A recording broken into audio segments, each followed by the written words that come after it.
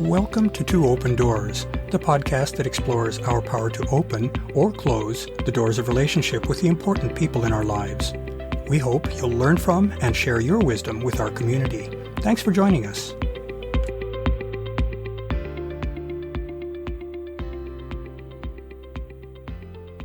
In our previous episode, we took a bird's-eye look at the nature of relationships, their embodiment in the ongoing interactions between pairs of people, the various goals or purposes that a relationship may fill, and the reality that relationships evolve through a particular set of relationship states, rather than being static and unchanging. In this episode, we'll take the next step and examine how a relationship flows from one state to another. That will give us insights into how we can achieve and sustain desirable and satisfying states while minimizing the risks of falling into undesirable and painful relationship states. We'll start with a quick review of what the 6 relationship states are. First is seeking connection, in which we're interested in and receptive to creating new connections with others. Second is attraction, through which we're drawn to certain people who catch our eye due to physical appearance or behavior or any of a number of other factors. People who are in this state haven't yet had a chance to start to interact in order to learn about one another. Attraction is based on what we can perceive by observing a person from the outside. The third state is deepening, in which we start to interact with someone to whom we're attracted in order to gauge our mutual interest in creating an ongoing relationship. During deepening, we try to see whether our initial attraction grows or dwindles. We try to assess how well we'll fit with our partner. Fourth is bonding, during which we decide to really invest, in terms of time or emotional commitment or resources, in a relationship that crosses a psychic threshold of interest. In bonding, partners become emotionally attached to each other, and they make commitments to each other. Fifth is fading, which is a process of weakening of the relationship bond, perhaps due to a relationship becoming stale and uninteresting, or due to familiarity between partners that isn't offset by enough novelty and excitement. And sixth is morphing, or changing the form of the relationship in reaction to the fading of a relationship that has fallen below a threshold of relationship satisfaction for one or both partners. The needed change can take the relationship in either of 2 directions. It can lead the partners to redefine and renegotiate the form of the relationship to save it, or the relationship may dissolve altogether. As we saw in our previous episode, the 6 relationship states are related to one another in specific ways. When a relationship is in a particular state, it can evolve so as to move into any one of a particular set of potential next states. It isn't the case that a relationship can move from any state into any other state. To help us get into the particulars of this situation, let's consider how we might diagram the connections between the 6 relationship states. Each of those 6 relationship states has a set of arrows pointing out of and into that state.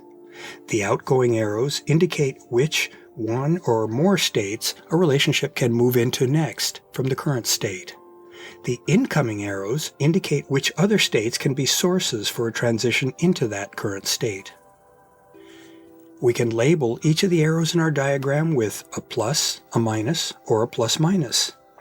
These labels respectively indicate an increase in the degree of felt connection, a decrease in connection, or a change in connection that could go either way depending on what happens in that state from which the associated arrow points. It's these changes that set the course of a relationship. Feelings of increased connection are presumed to indicate a healthy relationship, while a lower degree of felt connection indicates a relationship that's suffering. With this general arrangement in hand, let's consider the meaning of the transitions into and out of each state. We'll describe these paths from the perspective of which arrows leave a given state. For the seeking connection state, a plus path from seeking connection to attraction symbolizes our encountering people whose appearance, demeanor, or other externally visible attributes manages to catch our eye. That is, our encounters with people who we find ourselves attracted to. For the attraction state, a plus path from attraction to deepening represents the case of those we encounter in passing who interest us enough to want to explore, that is, increase, a possible connection with them. A negative path from attraction back to seeking connection represents our response to people who we are initially attracted to, but for whom that attraction is a passing thing. In such cases, we decrease rather than deepen the connection.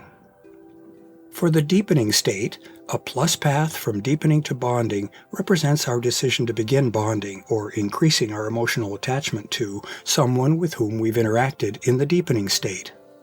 A minus path from deepening back to seeking connection for those relationships in which our interactions during deepening have proven unsatisfying to us and thus unworthy of bonding. In such cases, we find ourselves loosening our connection and again in the market for interesting new partners. A plus-minus circular path from deepening back to deepening represents the fact that partners may experience many interactions and spend much time in the deepening state itself. These interactions can result in a net strengthening or weakening of the connection, depending on how well the interactions go. For the bonding state, a negative path from bonding to fading represents the case of a relationship that has grown stale or unsatisfying to one or both partners. That often happens after a year or more in long-term relationships that don't include sufficient adventure, novelty, and exploration to keep things fresh. A plus-minus circular path from bonding back to bonding represents the fact that partners may experience many interactions and spend much time in the bonding state itself. The partners in a healthy bonded relationship can remain in that state for a lifetime. Again, though, those interactions can net out to be either positive or negative, depending on the particulars. For example, a single major breach of trust can outweigh a long history of otherwise positive interactions. For the fading state, a plus path from fading back to bonding represents the happy case of a relationship in which the partners have decided to do what it takes to reverse the fading and to restore positive interactions. A negative path from fading to morphing represents a relationship that has basically died, necessitating either reframing or termination. And a plus-minus circular path from fading back to fading represents efforts to determine what to do with the failed relationship. Determining that course can take some time. Again, the plus suggests that if things go well, the partners may find a mutually satisfactory way to reshape the relationship, such as moving from a romantic connection to a platonic one, and thus continue it. Alternatively, the looping interactions may lead the partners to decide to end the relationship. For the morphing state, a plus path from morphing to deepening represents the path taken by a couple who have decided to try to revitalize their faded relationship by taking it more superficial, that is, with reduced attachment, and trying to deepen it again, perhaps in a new direction. And a minus path from morphing to seeking connection represents the case in which the partners have decided to terminate their relationship. Now that we've completed a tour of all the relationship states and the possible pathways between them, we have a better feel for the richness and the complexity of human relationships. For all of us, the course of each of our relationships is set by the ongoing string of interactions that we have with our partners. That reminds us that even the little things that we do or don't do over time can have a significant effect on relationship satisfaction for both us and our partners. It also underscores that relationships have a natural life cycle and that our choices and actions guide the progress of each relationship through that cycle. Finally, it points out that as the living things that they are, relationships have a beginning and an end, and that we and our partners co-determine how that cycle plays out. To learn more about Two Open Doors and to engage with our community, I'd like to invite you to visit the Two Open Doors private Facebook group for blog posts and discussion, and the Two Open Doors meetup group for events.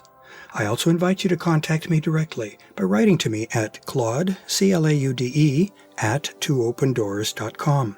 I'd love to hear from you, and I'll use your inputs to guide my work on future blog posts and podcast episodes. Thanks for visiting Two Open Doors.